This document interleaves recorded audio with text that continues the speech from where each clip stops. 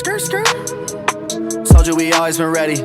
I don't need people that's petty, that weigh on me heavy while I'm being steady. I need a record with Felly. We get it bouncing like Betty's, I feel like I'm Nelly. Don't bring the beef like a deli. It's leaving I levy, no sleeping on me like I'm Freddy. Chris Breeze, how I do, hit him with the moves. Left hand step back, ballin' like I'm Coos. All faith, God's plan, you just gotta choose. God slaps, nothing left to prove. Y'all gotta leave me alone. Lately I've been in my zone. Told them no cap like I fitted, but lately the flows have been straight off the dome. I feel like I'm MVP, like my name Patty Mahomes. If it ain't about money, don't hit on my phone, cause lately I've been in my zone. Hello, welcome to the Cowboys Show, hosted by Ben Carey and Nick Gronerad, combining expert human opinions with cutting-edge simulation models to help you arrive at the best picks each week. Inside Edge Community. 5, 4, 3, 2, 1. What's going on, everyone? Welcome to today's stream. We've got some NFL Week 14 action. 13 games today. Ben, how you feeling? Feeling good, man. Big game here for the Broncos for a few reasons, which we'll get into. But no, I'm feeling pretty good about this week. You know, traditionally, I've done pretty well in like the last 3 weeks of the season, and I know this is technically like the fourth. Yeah, I was gonna say it's a good thing your luck is gonna start up next week. Yeah. Or does it just start in week 14? Right. Yeah, I mean, we'll have to see. This is the first time we've had an 18-week, 17-game season, and I think it's going to be interesting to see how this affects all of these players. Right? I mean, it's an extra game, and these guys haven't done it before. Well, I mean, we're seeing that with the running backs right now. It's insane. I feel like every game or every other game that we talk about, we're going to have some sort of running back injury that is affecting this game. And even within the last 5 minutes, there's been 2 more of them ruled out. David Johnson for the Texans put on the COVID IR. I can only assume he either tested positive pregame or is a close contact of somebody. And also Tony Pollard, who was questionable coming into the week, has been ruled out. And I'm sure in the last 5 minutes since I looked at that, there's like 3 or 4 more running backs that are randomly announced out. So we'll see how that goes. We're going to keep an active look at the injury news and be sure to run through all of the relevant information with all of the games, as always. So looking at the chat, what's up, Larry? Feel like you're MVP? Like your name Larry Mahomes? Hope you're having a good morning. What's up, Big Germ? Let's go. Oh, what's up, Pig-Filet? Yeah, full transparency. I'm down a lot of units. I've been there. Yeah, we've all been there. I mean, it's an up and down game. It's an up and down business. You just gotta keep it steady. Yep. Good bankroll management. Don't chase losses. It's like the stock market, you know. Yeah, and just gotta play the long game. Oh, so the Army Navy. Oh, did it go over? I didn't actually watch it. No, it went under. It went under. But everyone's like, oh my gosh, it's 14-0 with only 5 minutes into the game, and I'm like, guys. You don't celebrate. You don't count the chickens. They haven't hatched yet, you know. Yeah, and have went under. I feel like it's like with that game, what the total just goes down and down and down every year, and it still goes under. It's impossible. Yep. It's destiny.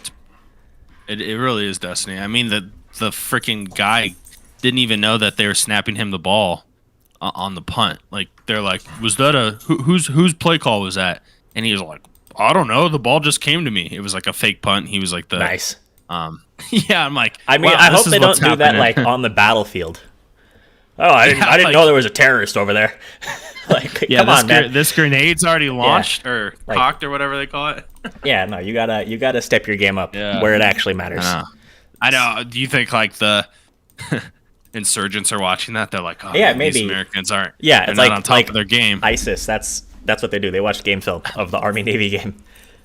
Wow, you might be onto something, but that is a story for another day. That is a story for another day. But you know what a story for today is all of these football games. We've got Vegas and Kansas City to start us off. Kansas City 9.5-point favorites at home. Over under in this one set at 48. And Nick, this may be the only game where all the running backs are healthy, or at least the starters. Yeah, so Josh Jacobs is healthy. Clyde Edwards-Helaire is healthy. And that's a miracle. Yeah, that's crazy. I really think that's a miracle. I'm off to a good start. I put the model score in the lean section. Oh, nice. Great start. Yeah.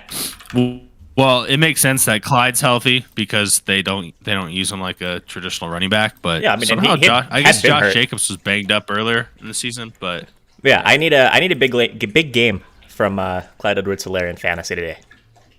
That would be fantastic. Yeah. Let us know where you guys are in fantasy because I'm in 2 leagues. I need to win in both to make the playoffs. So yeah, I need to win my matchup today to avoid having to do a beer mile.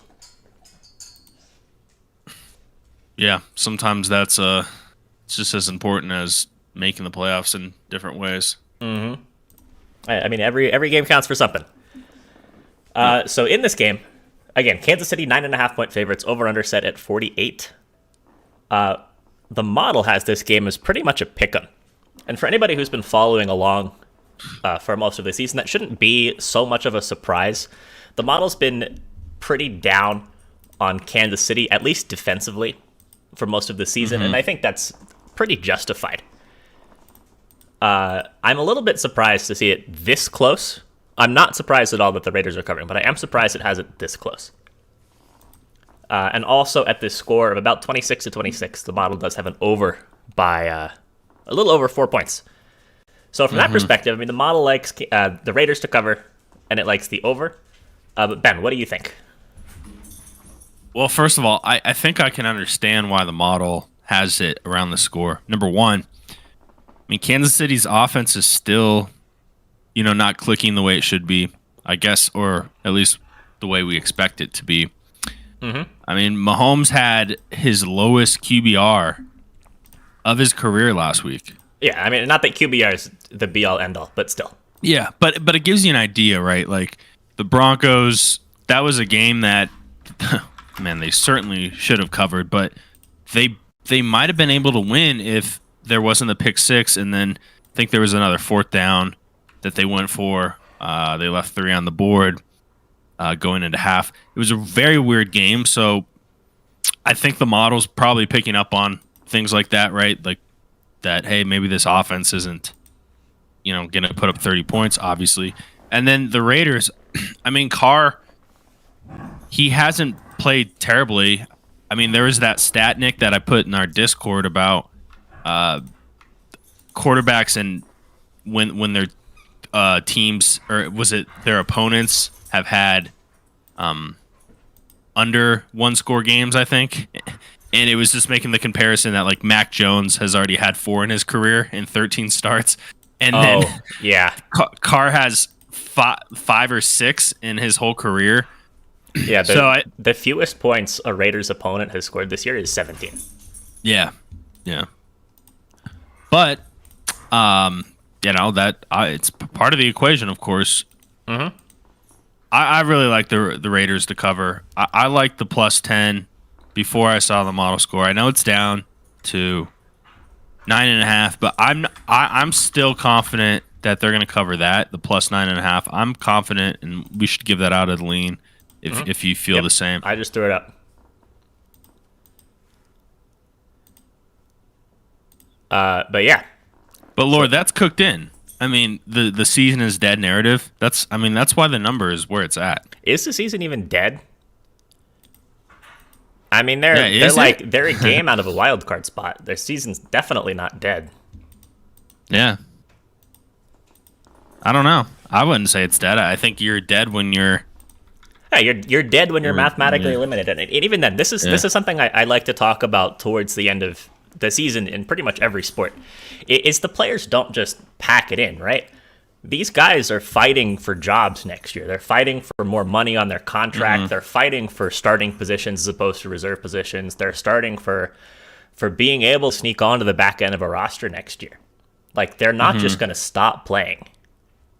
Like, and they always have something to play for. Yeah, and they have personal incentives that I'm definitely going to dive into later in the season. Mm-hmm. But, I mean, there's marks that they get another $100K in their pockets and things of that nature. So there's a lot. still at play. I would say. They're professionals. They're going to go out there and the spoiler roll's fun. I mean, my Rockies in baseball, they've been doing that for years, and people are always like, "Oh man, the Rockies have nothing to play for, and then they'll freaking sweep the Dodgers." I've seen it. It happens. It happens every year. Yeah. By the way, we had another running back just declared inactive. In case you're wondering, J.D. McKissick is out as well. Oh, that's okay. I don't have him. I dropped him this week. I'm like, yes, I have Gibson. No, that's actually really good for you. I mean, that's where we're at this point. So B. Carpenter, first time chat. Welcome to the stream. Thanks for checking it out. Yes, we do. So NFL and college basketball are the two sports that we're doing models for right now. And Big Germ, we can do like a little round of fantasy questions at the end. I wanna actually think about them. They're extra important this week. Yeah, a lot on the line. Yeah. All right, so game number 2. Speaking of running backs being out, we have the New Orleans Saints go into the Meadowlands to take on the Jets. Jets are 5.5-point underdogs at home. Over-under in this one is set at 42. And the Jets are missing their number 1 running back and their number 2 running back. And their number 1 receiver and their number 2 receiver. It's not good. Yeah. So Tevin Coleman is out. Michael Carter is out. Corey Davis is out. Elijah Moore is out for the Jets. And it's possible. Ryan Griffin, their number 1 tight end, even was listed as questionable. I haven't seen a confirmed injury report. No, I think he's active at least. Yeah, this is a funny game because there's basically no props up for the Jets players. It's pretty wild. You don't really see something like that. We were looking yesterday, and I think that there was literally 2 guys with Zach Wilson props for the Jets. Yeah, it was Zach Wilson, of course, at quarterback, and then receivers. It was Keenan Cole. Who's the other one? It was Keelan Cole, and it was Ty Johnson. Oh yeah. So that's that. Yes, yeah. that's where that tells you where the Jets are at. So the Raiders, we were talking before, their season is not toast. I think that the Jets, at least as far as trying to make the playoffs is concerned, their season is toast. It's done. It's development time. It's get Zach Wilson some reps, try and develop some rapport with some receivers, and fight for some brownie points kind of thing. I mean, brownie points isn't the correct word, but you know what I mean.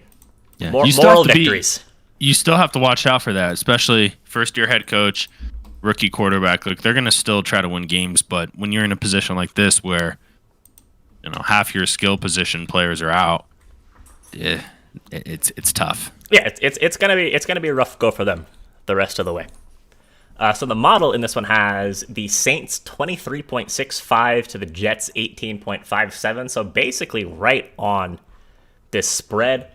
I'm showing it anywhere from 4.5 to 5.5, depending on the book. Mm-hmm. And if this was at 5, the model would prefer the Saints. But if it's at 5.5, which I'm calling it right now because that's just what the Vegas Insider consensus number is, which is the thing that I always throw up, it likes the Jets. I have a really hard time backing the Jets to do anything offensively today. Yeah, I agree. And another thing is who's the wide receiver who's out for the Saints? Oh, Henderson? No, it's the DUI charge. Yeah. What's his? It's not Traquan. It's not Traquan Smith. It's Harris, right? Oh, Harris, yeah. So Harris is out, but you have what's his face? Kamara. He's back in this one. So that's going to be a big spark. The Saints right now, I think they're just trying to hold on right now with I don't know where the Saints are at right now. No, kind of a weird team. Yeah, and I think even if they were completely healthy, aside from Taysom Hill being in at quarterback, it's still a pretty tough team to get any sort of handle on, just because Taysom Hill is so unique at quarterback. And I don't know if it's like unique in a good way or unique in a bad way, or if it's all a net neutral. Yeah, I think that Taysom Hill thing, it's at this point, I think he has to have a good matchup to really just take over. I think at this point there's enough film on him where teams aren't caught off guard. Because when he first came in the league, like it was tough because you're prepping for Drew Brees, and all of a sudden this Taysom Hill guy comes out, and you're like, "What, coach? What do we do?" You know. And I think that point is beyond us. Or we're past that point, I should say. So yeah. Also, B. Carpenter, to answer your question, yes, the model does take injuries into account. So, quick 30 seconds on how the model works for you and for anybody else who's newer to the stream and hasn't heard the spiel before. So, for each game, feed in 10 players on the offense of each team. So, you have a quarterback, you have a couple running backs, and then a bunch of receivers and tight ends.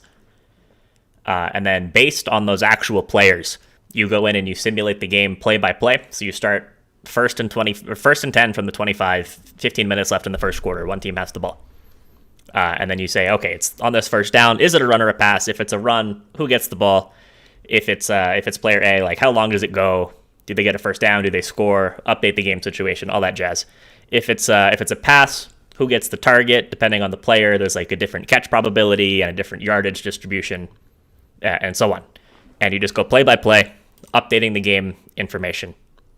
And then accumulating the scores as the teams score, and then we also have player props that we kind of naturally get in that way because it is dependent on the players that are in. So in that way, yes, it does take injuries into account.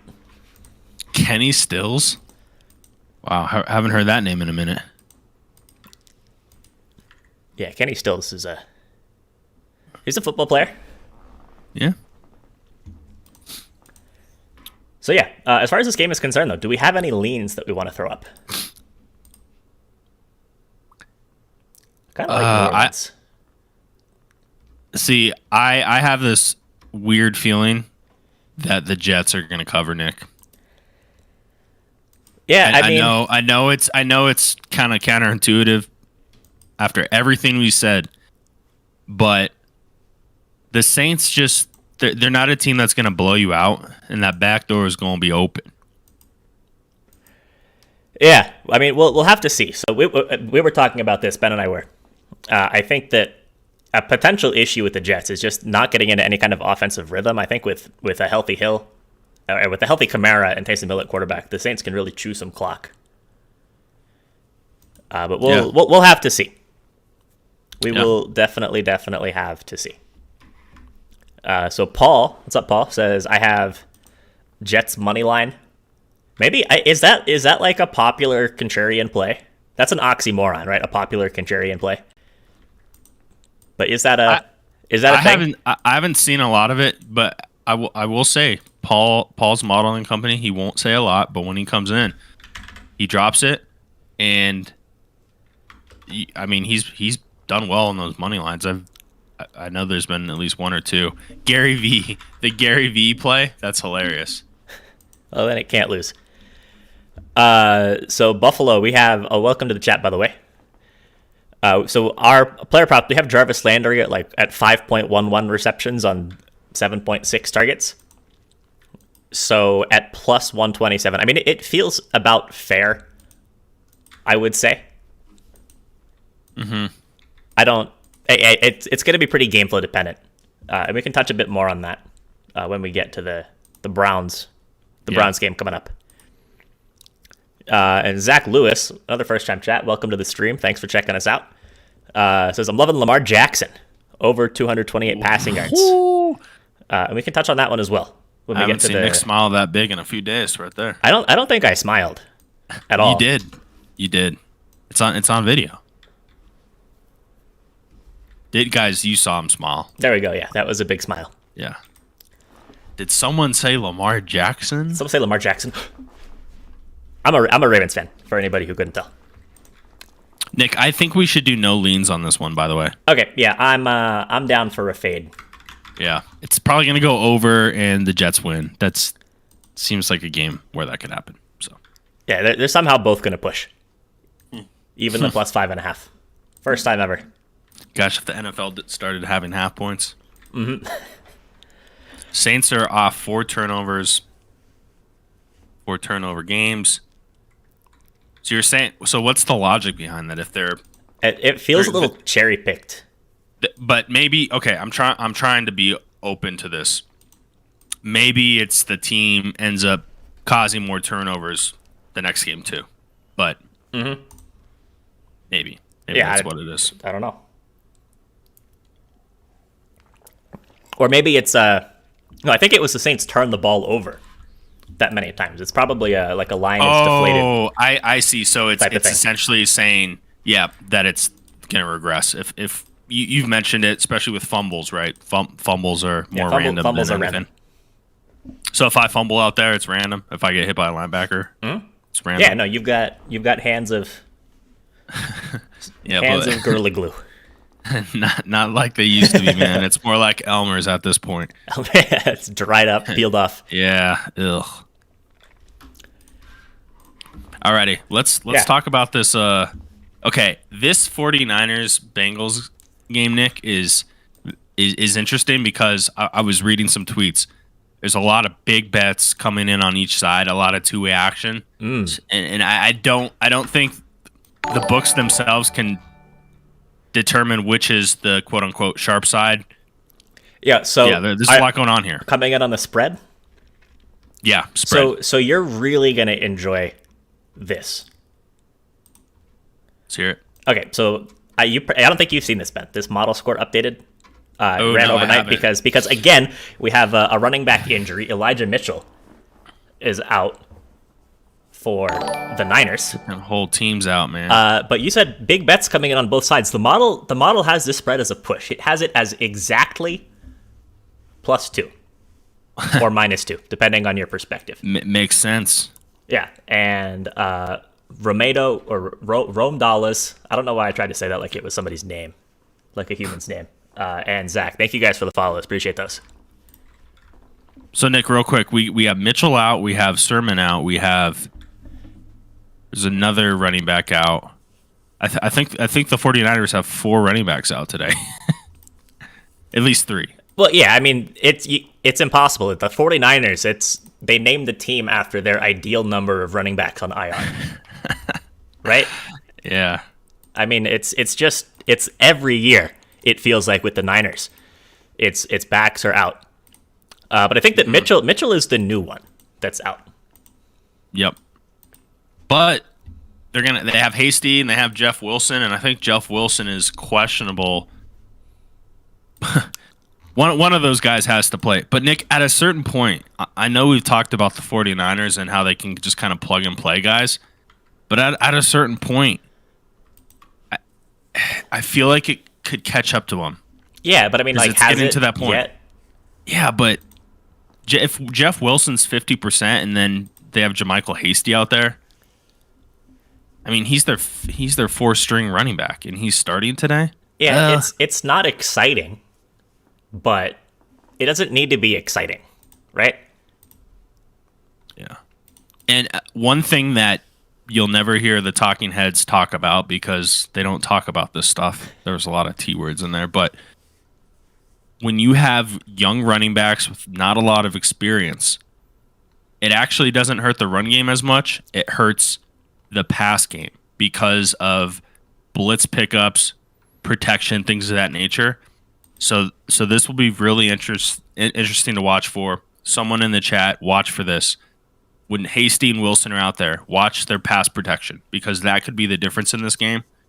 And I like the spot with the Bengals, Nick. I really do. I know they're coming off the loss against the Chargers. I think the Chargers are still one of the best teams in football. I know that's crazy to say. They've had some bad games. I think this is a great bounce back spot at home. And it's sitting at +2 now.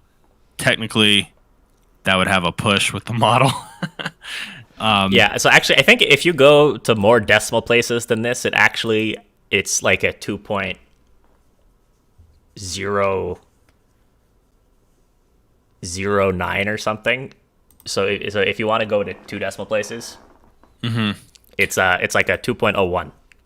Larry, actually, really good point you made there, because Samuel is actually like their he's their starting running back in a way. Like they're putting him behind the ball, and daily fantasy wise, I think Samuel is a great play today. He's going to get so many touches. Yeah, so he was even questionable. He was probably even on the wrong side of questionable earlier in the week. And one thing I will say actually is I thought that he was going to be out this week. Wow. It was reading like he was going to be out. So Deebo Samuel's actually not accounted for in this sim. So that's important to note. And that's probably another half a point or so maybe for the Niners. What was the injury? Deebo Samuel with the groin.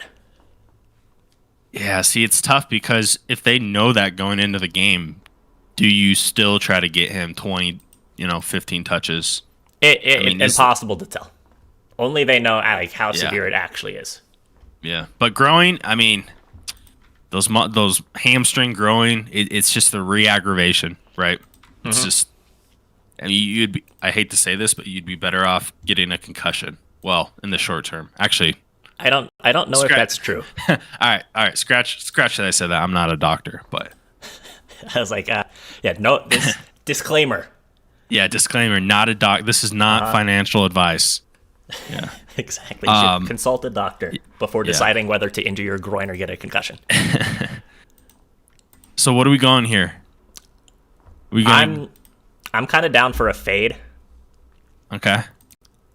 I feel like the model score here is a little low at 25 points compared to the total of 49. I feel like I probably do lean under despite what people in the chat are saying. I know Big Germ likes the over in this one quite a bit. Posted it earlier in the Discord, I believe, saying it now in the stream. Quant Coach, how's the weather out there? I know you're a Ohio guy. But we'll So do you wanna fade this, or do you wanna? I don't want to put up the Bengals. Then fade. Okay. Joe Burrow, big game from him. Mixon, big game. Mixon. I think this goes over, actually, Nick.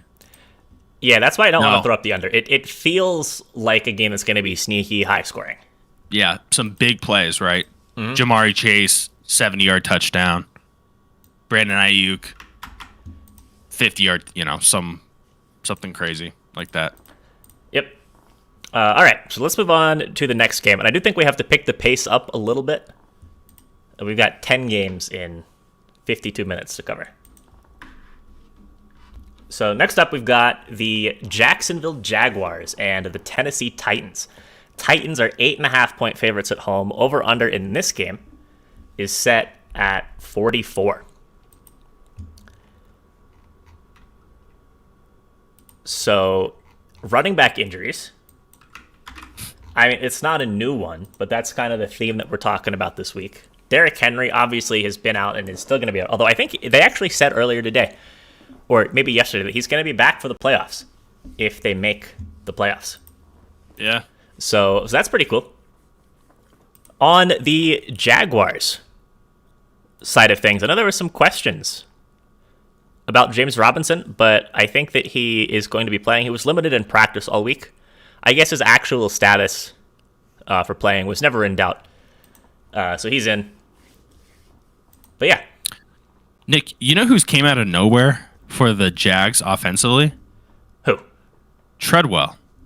Yeah, Laquan Treadwell. That's a name that I never thought would have any sort of success in the NFL. I think it was 2 weeks ago where I'm just checking the box scores and I'm like, wait, Treadwell's on the Jags and he's actually putting up stats? It was kind of surprising because obviously DJ Chark went down earlier in the year.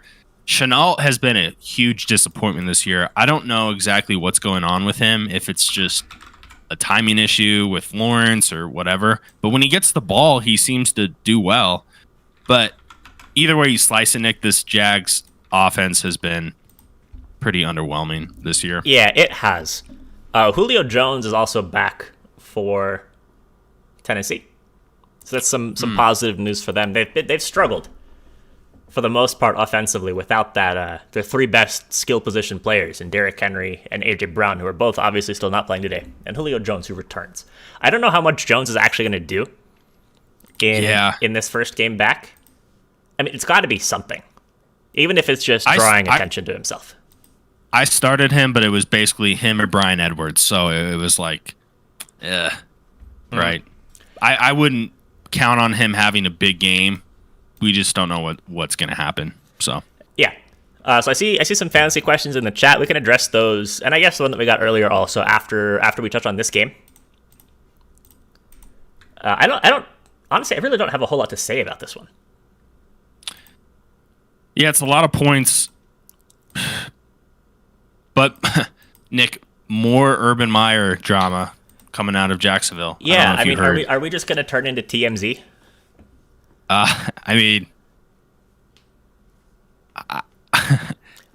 are we 100% disregarding that news? Or are we going to take it in 50%? I don't know. It's I don't know. Right? It's like Urban Meyer. I think even before he was in Jacksonville, it's been pretty widely known that he's a fantastic football coach and not a great human being. So I don't know, like, how much of this is new or an actual change, right? Yeah, like it's not suddenly this week the players had a team meeting and then came to a consensus. Oh, you know what? Actually, I don't like Urban Meyer. Like they've hated him the whole time. Yeah. So it's news to us. It's interesting to talk about, but I don't think it really changes anything fundamentally about the way the team is going to play. Mm-hmm. So that's kind of where I'm at on all of the Urban Meyer drama at this point in the season. Mm-hmm. Yeah, I agree. I even saw someone tweet about it where they said, this isn't news. Like, this was already known. It's just heightened. It's put into our brains like, oh, this is brand new news. No, it's like, no, this has been going on all season. So you're kind of late to that news. I lean with the Jags. Yeah, I do lean the Jags. I'll put Jacksonville up as a lean. It also makes me a little uncomfortable, but, you know. Urban Meyer. That's just okay. Put that lean Urban Meyer. Mm-hmm. So, yeah, so let's talk about some of these fantasy questions. So, earlier, who was it? It was Big Germ said David Montgomery, Josh Jacobs, or Jarvis Landry. Half-point PPR. I feel like Montgomery kind of has to be the guy. Yeah. I think he's got as much upside as anybody else, and he's going to get volume. Even if it's in the passing game. I think Montgomery's kind of got to be the guy. If you agree or disagree or have no opinion, Ben? I kind of have no opinion on that one. So 23 Dallas, first time chat. Welcome to the stream. Thanks for checking us out. Hope you're still here. Says AJ Dillon, Igwabuki, or Julio Jones. That's a tough one. Igwabuki is the Lions. Yeah, he's probably it's a little hard to tell exactly what the role split is going to be between him and Jamar Jefferson, just because it's the number 3 back and the number 4 back in the offense. I think I would stay away from him. Is supposed to be more of the third down back, and Jefferson's more first and second down back. That's the roles that they've played in shorter stints. Nick, I disagree there. Well, no, that's a fact. Yeah, that's a fact. But Jamar Jefferson, he's literally he's like a Sproles. So yeah, I don't disagree with that. But yeah, Igwabuki was taking over snaps from Damian Williams. Yeah, when he was out, or Jamal Williams. Jamal Williams. Yeah. Getting my Williamses mixed up. I would stay away from any of the Lions running backs today. Yeah, so then it comes down to AJ Dillon or Julio Jones. AJ Dillon. Yeah, AJ Dillon's probably the safe bet. If you really need a home run, I would say Julio Jones is probably the guy. Yeah. But I think Dylan's probably the best bet. Yeah. And Alex, also first-time chat, welcome to the stream, says Kareem Hunt or Jeff Wilson. Hunt. I was going to say Hunt also. Yeah. We just don't know what Jeff Wilson is going to do out there in his ankle. I think his ankle still questionable, so. Yeah, I think Hunt's got a more solidified role. Larry says Burrow or Jackson. I mean, I'm biased, but give me Lamar. Let's just hop on into this one since it's up next, Nick. Yeah, this is the game that everyone's been talking about. We've got the Baltimore Ravens and the Cleveland Browns. Browns are 3-point favorites at home, over under set at 43.5. So these two teams met pretty recently, just 2 weeks ago. Game was in Baltimore, and it was a 16-10 win for the Ravens. It was a really ugly game. I watched it. I don't know that I enjoyed it, despite the Ravens winning. And it covered too, right? Yeah, it did end up covering. I think that the Ravens were 3-point favorites in that one, which, from one perspective, makes this line feel a little weird. Right, Yes. So just 2 weeks ago, these teams played. Ravens were 3-point favorites at home, which means it should be, if you switch the home team, it should be Browns minus, or it should be even. Right? No, it would be Well, Browns. no, if it's a 3-point swing. So I think we've actually been doing our math wrong on this the whole time. So if you move to a neutral field, you should add or subtract 1.5 points from the total. Because if then it would be a 6-point advantage for being at home.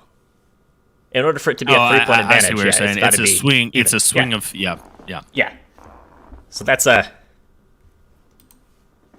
No, Nick, I think that's right, Nick. Because think about it. If they're a team's -3, favored by 3, and then on a neutral, it's even, and then they go on the road. That is correct. What's correct? That it's literally a swing of 6. It shouldn't You're be a getting swing of 6. points. You're getting 3 for home field, and then on a neutral, it would be even. And then if it's in that city, 3. Think about it. No. I think that's correct. I think if you switch the home teams, it should be a 3-point swing. Right? So if it's on a neutral, it's just Well, okay. So here's the question, right? So when they say home field is worth 3 points, am I right? Tell me if I'm wrong. Tell me if I'm wrong. It's just no. You're wrong. Okay. So I just want to clarify this. So if they say it's worth 3 points, is that 3 points compared to a neutral field or 3 points compared to the opposite home field? It's got to be neutral. Okay, because I mean, just which of those is the reference point? Yeah, I know. It seems extreme when you break it down like that, but it makes sense because think about it. Okay. We're good. Yeah. We're good. Okay. Yeah. That just popped into my head. So we've been doing it right the whole time. Yep. I'm not crazy. I was crazy for a couple minutes there. It's good to talk about these things out loud. You know, that's the best way to get them in your head. Yep. So Just having said that, little brain fart. So yeah, having said that, then this number makes perfect sense. Except for the fact that the Ravens won that game by 6. So the other factor though is, and this was touched on earlier in the chat, is that Marlon Humphrey is out for the Ravens, and that's big. Just in general, it's always not good to lose your number one cornerback, but compounding that on top of all of the other injuries that the Ravens are dealing with, it's not good. It's much worse than not good. It's really bad. There's secondaries in this. I think the Ravens have like 22 players on IR, and a lot of them are starters. So the model, which does not know about any kind of defensive injuries, aside from how they impact kind of previous week's defensive play, does have the Browns covering this game as is. It's got it at about, why did I put it there again? But about 24.4 to 20.4. So Browns by about 4. But Ben, what do you think about this one? What do I think about this one? Well, Lamar Jackson, such an up and down type of season. He's one of those players, Nick, that if you can figure out what works to slow him down, it really does slow him down. And it seems that teams have been running a lot of man-to-man and applying pressure. And it's hurt his efficiency. It's a divisional game. You know the Browns know him well.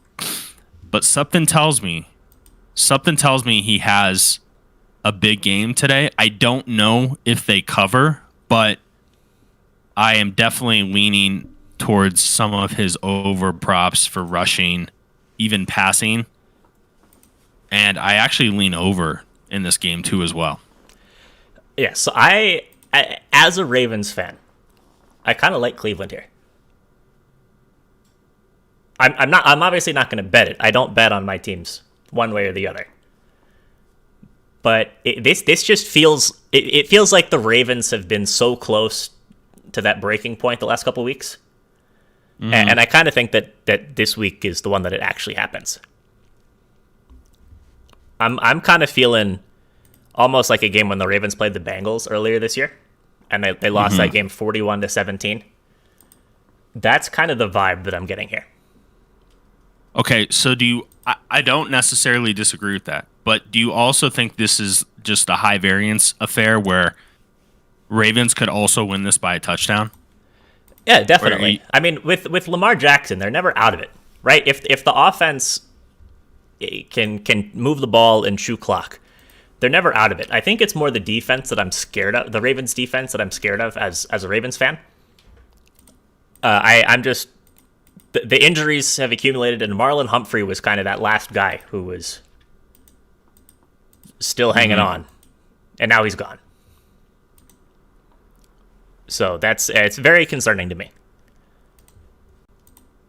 It's a good point. So my leans here, I like Cleveland.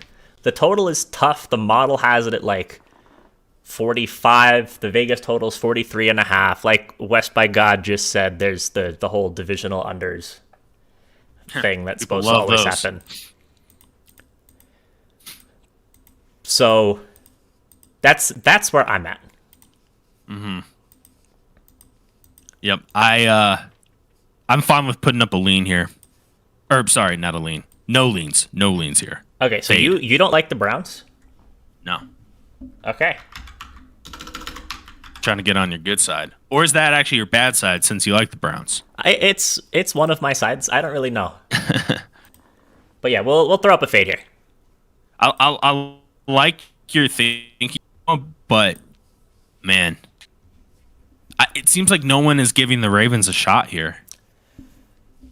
Yeah, it's tough. It's gonna be a tough go of it for them. Mm-hmm. So another fantasy question that we got. It's an important fantasy week. Tech Gamer, first time chat. Welcome to the stream. Thanks for checking us out. Says Tyler Lockett or Mike Williams this week, and Zach already said Tyler Lockett. I think I agree with Zach. I think I like Tyler Lockett today more than Mike Williams.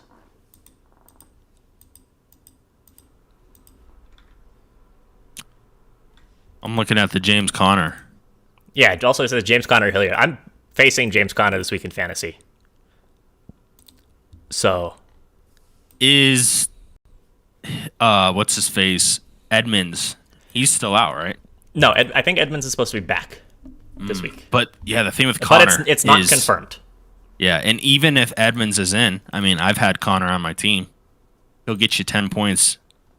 That's his floor every game. He'll get you a touchdown. So. Mm-hmm.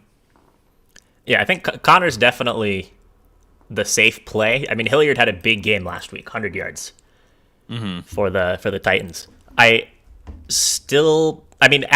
that performance, it's probably going to be him getting the bulk of the carries. There is still that chance that Deontay Foreman, for whatever reason, gets a lot of the workload instead, just because it is a backfield that's still figuring out who the guy is without Derrick Henry. Yeah, but I think I'd lean. I think I'd lead Connor. Mm-hmm. Yeah. Also, from earlier, Eater of Pork, our local esports specialist, says, first, thank you for the follow. Second, said Capwise leans Jags. It's a lock. Exactly. Yep, it's a lock. Every lean we've ever had has won, and every game we've said fade, the picks all push, right? I think that's how it goes. Trevor Lawrence just needs to stay in the pocket. Have you noticed that? He prematurely runs outside the pocket a lot, which he's a young quarterback. I get it, but yeah, he gets scared. Stay in the pocket, bro. You got the hair for it. He's gonna get tackled by his hair. That happened to Dalvin Cook on Thursday. Did you see that? Yeah, no, I didn't see it happen to Dalvin Cook on Thursday, but I've seen it happen before. It's happened a few times. Yeah. Didn't Troy Polamalu or something get have an interception and then get tackled by his hair? Yeah, and then I think there's been a few times where guys have literally had their dreads ripped out. That's wild. Which I would not have long hair. Oh hell no, that would have to be so painful. Yeah, it'd be awful. Yeah, tackle me by my balls. All right. Let's talk about this Falcons game. Yeah. Also, we have to acknowledge this most recent message. R.I.P. Demaryius Thomas. Yeah, and actually, we'll touch on everything when we get to that game because there were 10 players, and I'll name them. Mm-hmm.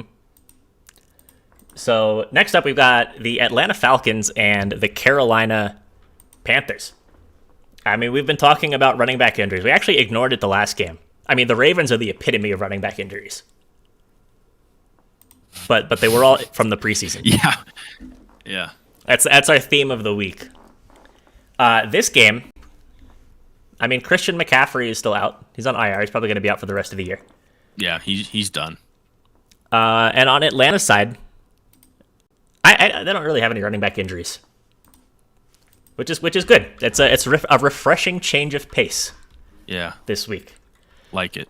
So Carolina at home is favored by 2.5 points. Over under set at 41, and in this one, the model has the upset. We have Atlanta winning this game outright by a little under a point. 20.67 to 19.72. So from that perspective, I just automatically like Atlanta. Either minus the 2 or plus the 2.5 or the money line. I think that they're both pretty reasonable plays. Mm-hmm. You agree with that? Disagree with that? I agree. And is this a hot take that Cordell Patterson is playing at a Pro Bowl level? Absolutely not. I don't think so. I mean, Cordell Patterson, even previously in his career, has played at a Pro Bowl level, just at a different position. He's one of the best return men of all time. Yeah, he's I don't know where he kind of fits in with the Pro Bowl scheme because it's like, are you a running back? Are you a receiver? It's like haven't they've voted people in at two different positions before, like in the same year. Yeah. So I think the whole positionality in the Pro Bowl is a bit nonsense. Yeah, well, he's an offensive weapon. Although I think running back is the position that he goes at. But yeah, long story short, Cordell Patterson is playing at a Pro Bowl level. He's playing extremely well. He even had a really nice game last week running the ball against a great Tampa Bay run defense. Mm-hmm. This Carolina team... Yeah, go ahead, Ben.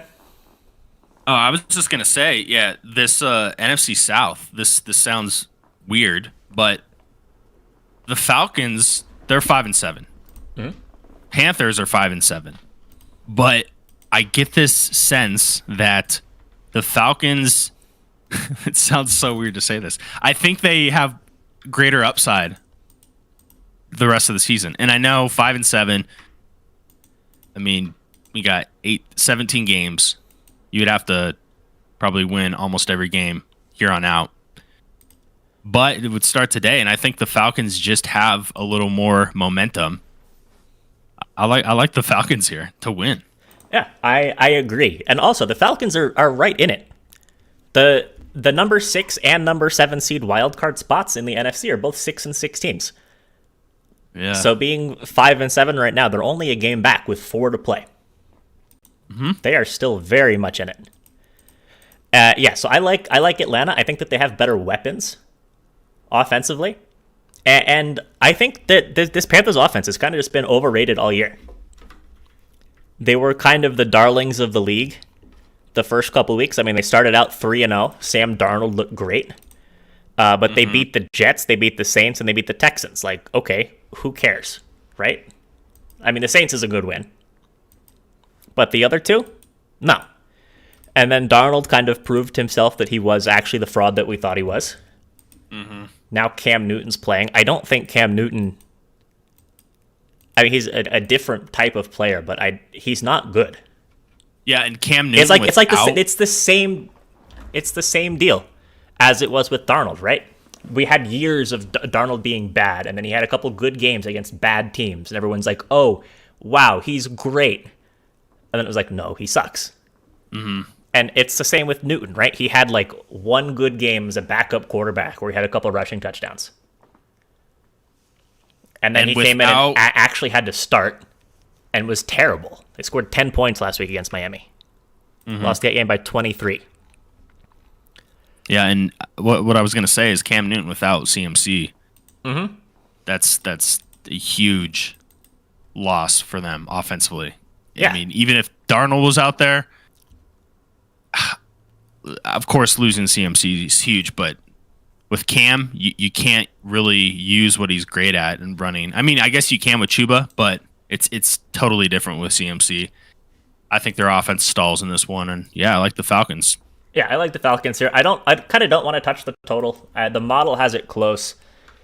It's all gonna just come down to, like the Falcons could put up a ton of points themselves this week. I really think that they could. And then is Carolina gonna have dead 0 or 7 points or 10 points like they did last week? In which case it probably goes under, or are they gonna backdoor or have like a defensive touchdown or something, which could very easily send it over. So I don't want to touch the total here. I think Cam is starting. If Cam isn't starting, I mean, I don't think it changes at all. I mean, who else would it be? PJ Walker? Would they throw him back in there? Maybe. I really don't think it matters. So last report that I'm reading as of the 10th, so that's Friday, says Matt Rule says backup quarterback PJ Walker is definitely an option as a change of pace quarterback. Okay. Yeah, but Panthers. I mean, yeah. Panthers are done. They're down bad right now. Yeah, what the hell? They need a real answer at quarterback. So you ready for the next one? Yep. All right. So we've got the Dallas Cowboys going on the road to the Washington football team. And running back injury narrative in full force in this one once again. Tony Pollard not playing for Dallas. J.D. McKissick is out with a concussion for Washington. So the model score that we have for this is not reflective of either of those injuries. Those were both announced today. I thought that they were both on the better side of questionable, so I left them in the sims that I had running overnight. So take that for what it's worth. It probably just knocks a 1/10 of a point or 2/10 of a point off of each team. I don't really think it would affect the spread all that much. Sorry, Nick, I missed the injury to Washington. Who was that? J.D. McKissick. Oh, McKissick, that's right. Yep, okay. But as far as the spread is concerned, I don't think it affects it. And maybe even the total. I don't know if it affects it all that much. If Ezekiel Elliott and Gibson can both have continue their effectiveness with some more volume, I don't think it affects all that much. Mm-hmm. So the model has Dallas winning this game about 24.7 to 21.5. Thereabouts. which with Washington being a 6.5 point dog at home does mean a Washington cover and an under. But Ben, I'm curious what you think about this one. I hate this game. Nick, did you see what the Cowboys did this morning? Am I supposed to have seen what the Cowboys did this morning? No, it's silly. Did they hold a ritual on the field or something? Pretty much. They brought their benches from Dallas to the Washington field, which I've never seen a team ever do that. So literally, they have their Dallas Cowboys benches on the sideline. It's just one of those like stupid moves that doesn't really do anything for your team, except maybe it pisses off the other team. It's kind of disrespectful in a way, but pretty much a Jerry Jones move. I mean, yeah. Who else would decide to do something like that? I'm sure the players are like, why are we doing this? Anyways, in their defense, it is probably an upgrade to the stadium. Maybe well, they're just trying to help out, make a quick donation.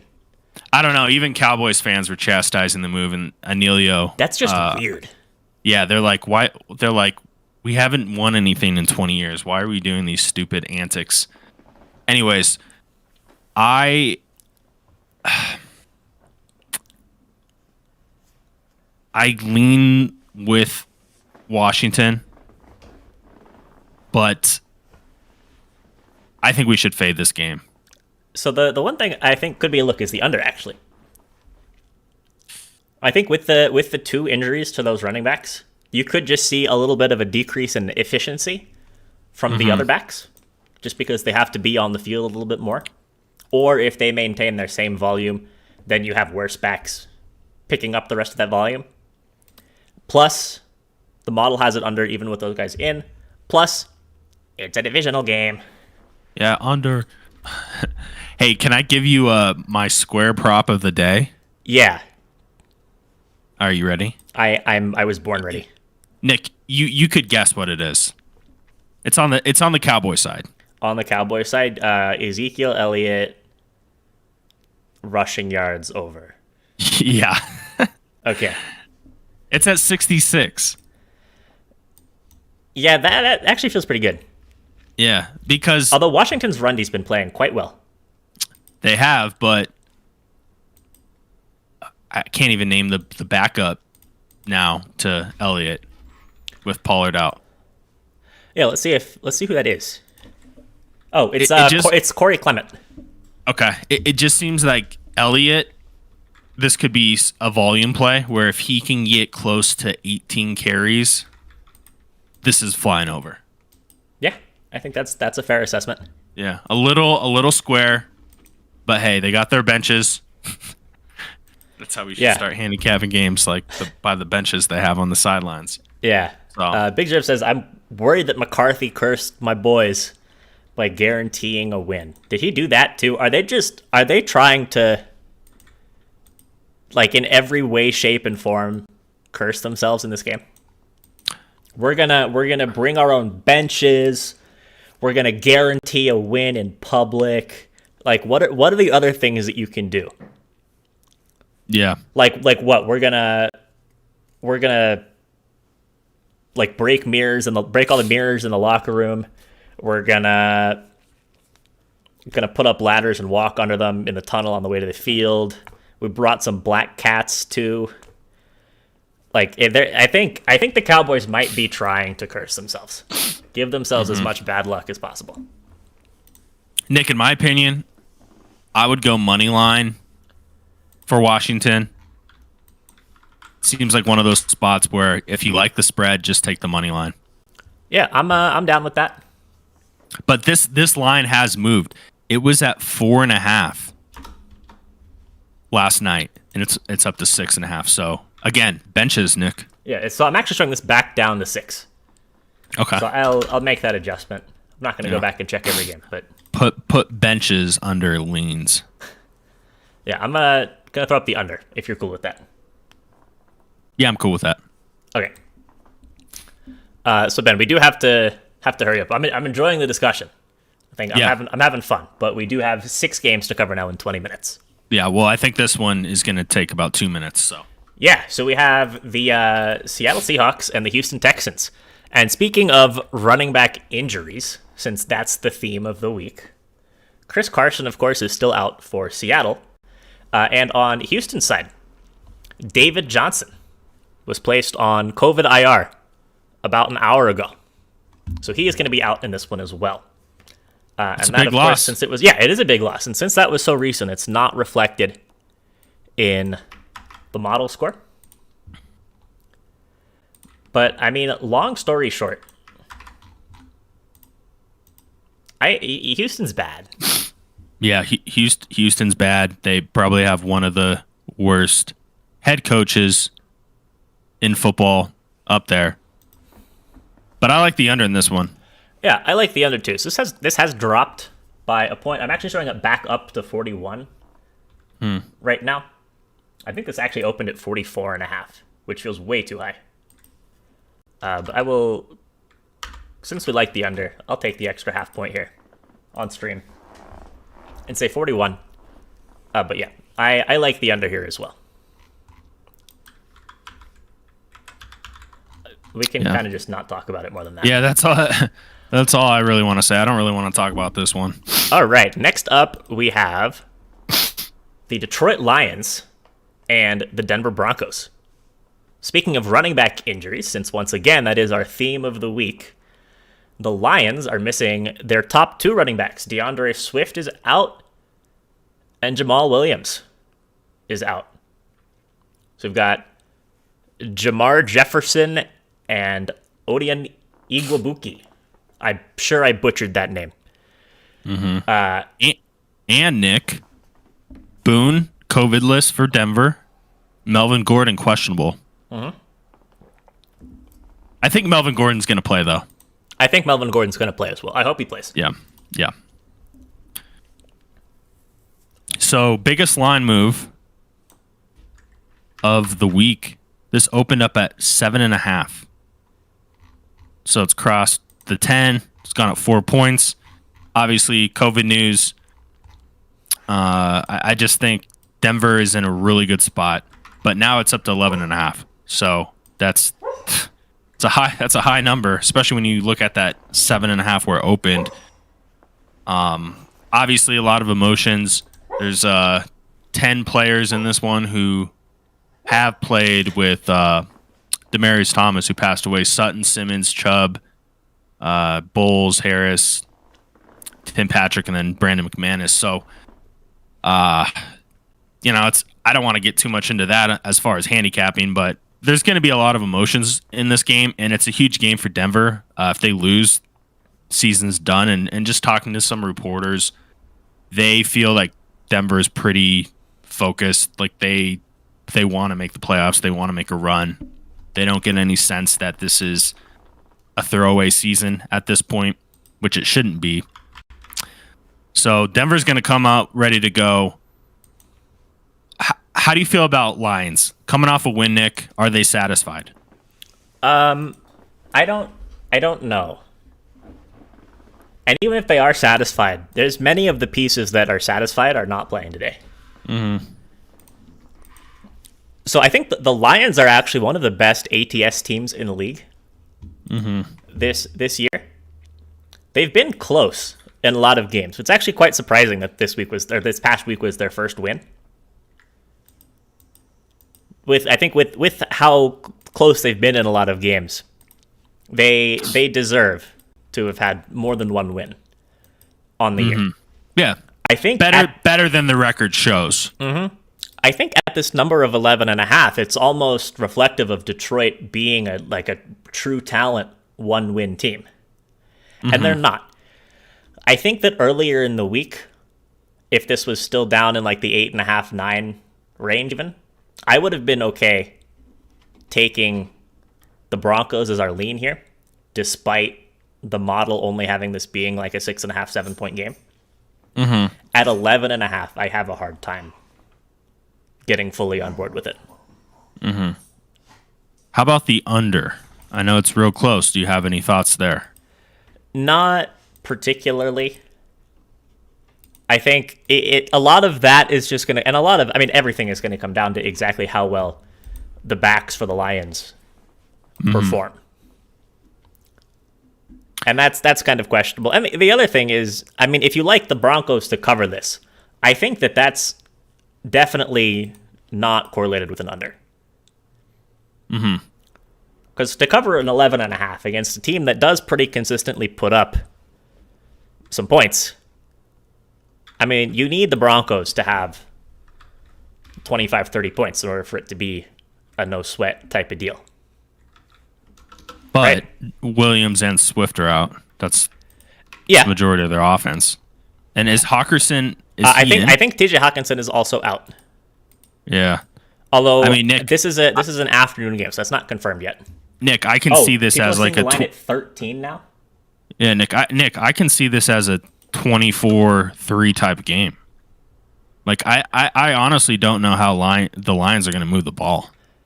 I think they'll be able to move the ball a little bit.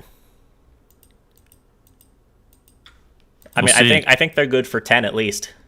That the team total under for Detroit is interesting. It's got to be what, 13.5? Well, so if the spread is at 13, I'm showing 12.5 as the Vegas Insider consensus. Although it's definitely possible that it's that's just a little late updating. I'll throw up the 13. Yeah. But so for the team total, you cut both these numbers in half. So 21 for the game total, 6.5 for the spread, and then you take the 6.5, subtract it away for the underdog from the 21, and you get 15. Should be the team total for the Lions, and because it's a team total, they probably throw it at 15.5. So I mean, if you like the under and the Broncos to cover, I mean, then it's a mathematical guarantee that the Lions team total goes under. Yeah. And if that's kind of your read on why you like those things, then the Lions team total is the bet. Also, everyone, apologies. My dog was dreaming and making weird noises, and now is rolling around making more weird noises on the couch. If you can hear her, if you hear weird noises, that's what they are. So fade. Yeah, I'm sorry, Ben, but I think at this number, it's got to be a fade. Oh yeah, no, that's totally fine. I would be confident at a 10 here, but yeah, 13. It's getting up there. Yeah, so a couple questions coming in. Chad, first time Chad, Nick, said, yeah. Let's get to them at the end because this is like fancy questions. We're just gonna have to run through these games quickly, and I want to keep interacting with the chat. We'll just spend a little less time actually discussing the games. Yeah, that's fine. So Chad, welcome to the stream. Thanks for checking it out. It says Tom Brady loves dipping his pretzel rods in some guacamole. That's nice. I don't quite know how to react to that one. So yeah.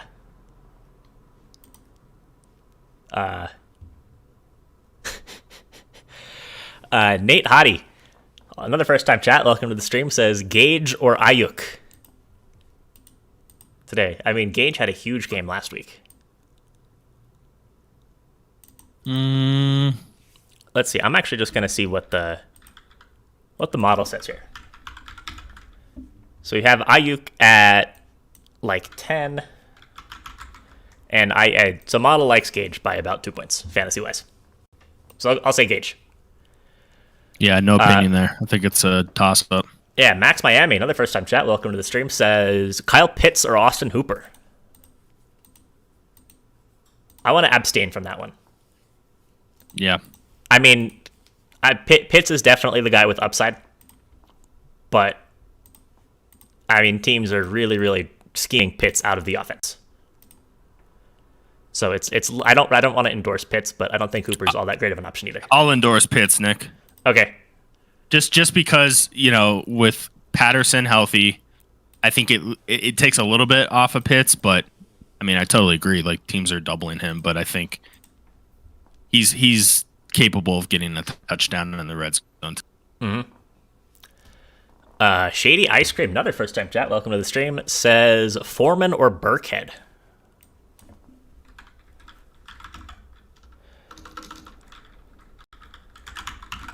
Probably say I think I say Burkhead, especially with David Johnson out. Yeah. I mean, I think just the volume is going to be there for Burkhead. Plus, he's a dog. Plus, he's a good receiving back too.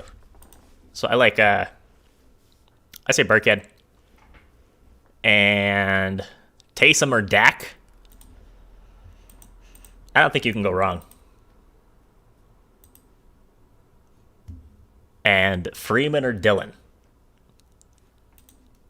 I think I say AJ Dillon. Yeah. All right. New York Giants and LA Chargers. Chargers at home, 9-point favorites. No Keenan Allen this week, though. 43.5 for the total. Again, this should come as no surprise to anybody who's been following along, but the model has some kind of love affair with the Giants. It has this as like a 2-point game, which is surprising to me. I don't think it's going to be that close. But Mike Glennon is starting this week, by the way, for the Giants.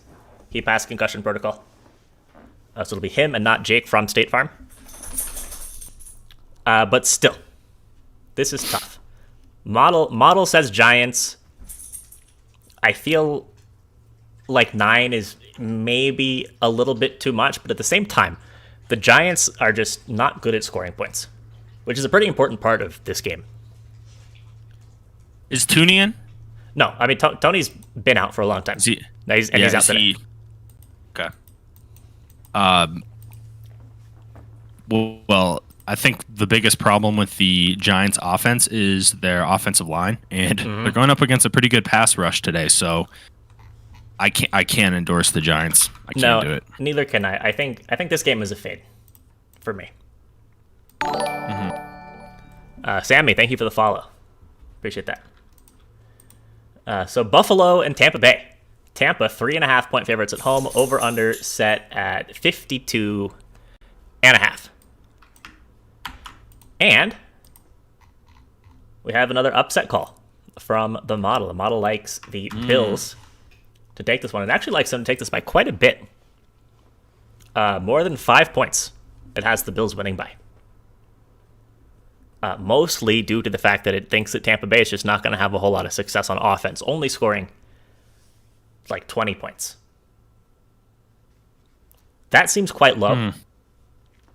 At the same time, though, I'm kind of here for it.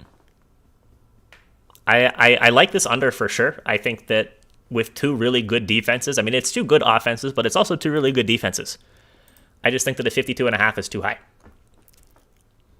And I think that in a close game, give me the dog. Well, I think everyone was epic. I don't even know what you call that. Just not even a collapse, because the whole game was a collapse. Yeah, it was. I don't think it counts. That game, the Bills-Patriots game, it doesn't count for anything. It shouldn't count for anything. Yeah, but it's counting for everything to the market right now, because it's ingrained in everyone's head. No one wants to touch Buffalo in this spot. No. Right? Yeah, I mean, and I think that's 10 points. Yeah, and I think it's a good matchup for Buffalo. At least I think they can move the ball a little bit on the secondary with Josh Allen. But I think that Buffalo defense will get those third down stops, and I like the under. Yeah, I like the under. And I'm going to throw up Buffalo as a lean as well, if you're cool with that. Barely, yes. I I like the under a lot more. I like the under a lot more than Buffalo. To be clear, I like the under more as well. Okay, that's fair. Second to last game, we have the Chicago Bears going on the road to Lambeau, take on the Packers. Total is at 43. Packers favored by 11.5. Running back injuries. For once, I don't think there are any. I guess all these last couple of games, no running back injuries. That narrative stopped with the Detroit-Denver game. We're good from here on out.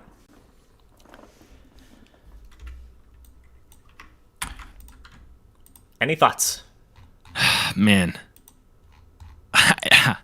I was looking at this game, and I had some trouble trying to get any sort of feel. So yeah, I think this game sucks. I really don't know. Yeah. So it's Justin Fields in at quarterback for Chicago. I think long-term, Fields has a lot of potential. I think that right now, he's not good at all. Yeah. The model has Green Bay taking this by like 9.5 points. On an 11.5, I guess that makes it feel like it's just a couple too many points, kind of like what we saw with the Denver-Detroit game. Mm-hmm. At the same time, though, I don't feel comfortable endorsing Chicago, and total-wise, I don't want to trust Justin Fields to do anything good.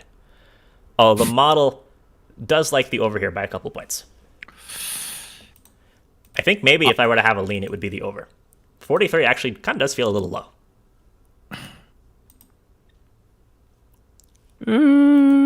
I'll lean over. Okay, and we don't have any overs up on the board.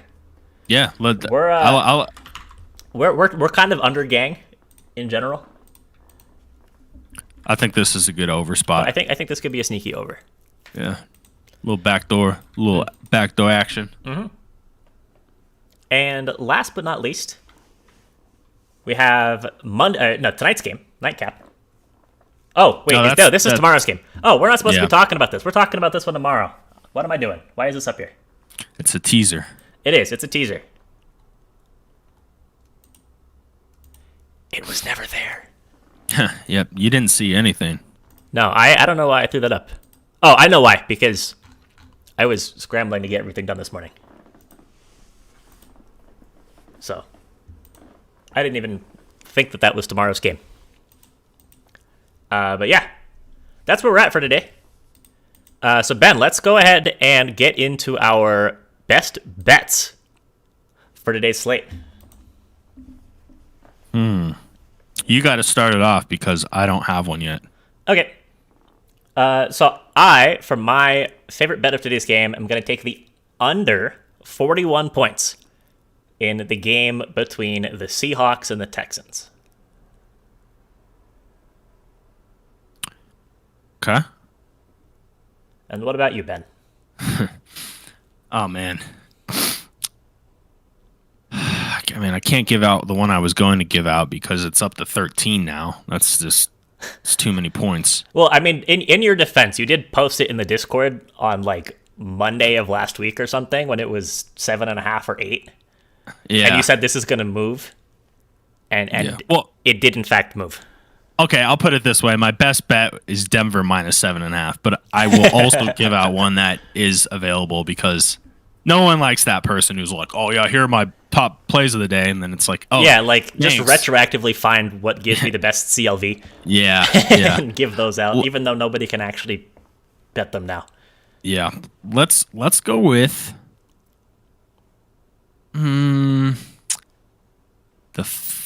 do I want to go there? Yeah, you know what? I do want to go there. Let's go with the Falcons plus 2.5. I like that one. I think that was going to be my number 2. Yeah. I think it's a sneaky good spot for them to pull a win.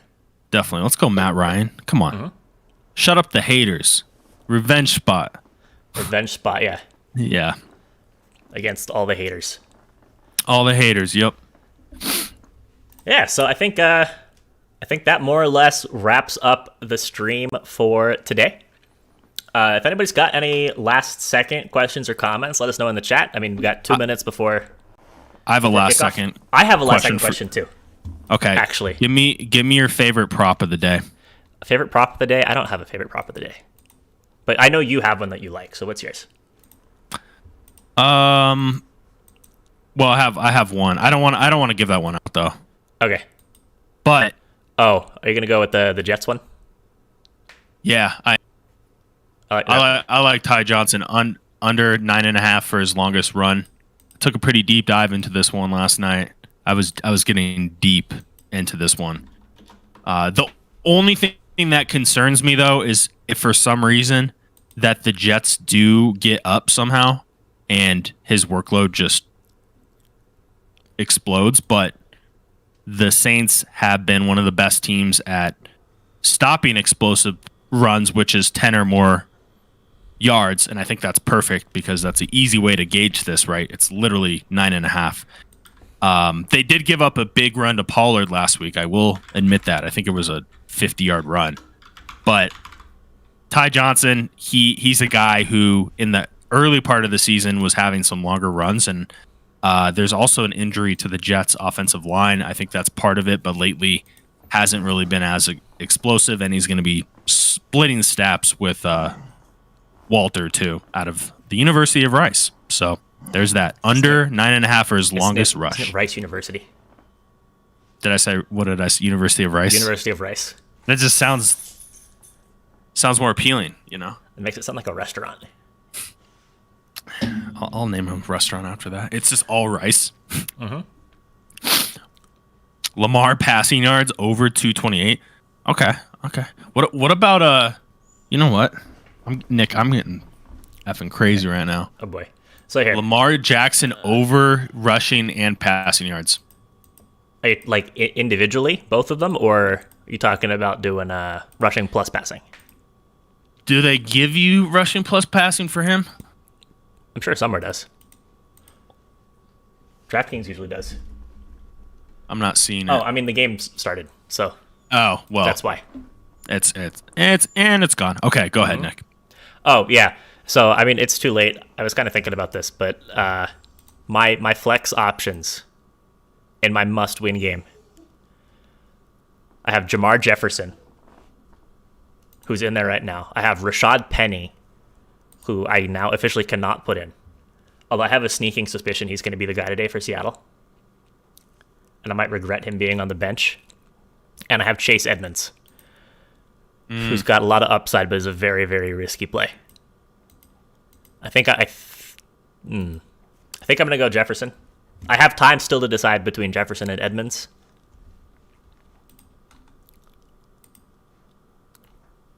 Also, if Craig starts Connor, that could make Edmonds like an especially interesting play. Yeah. They're going to have a lot of eyes on that game. A lot of focus. Alrighty. It is kickoff time. I appreciate you guys hopping on.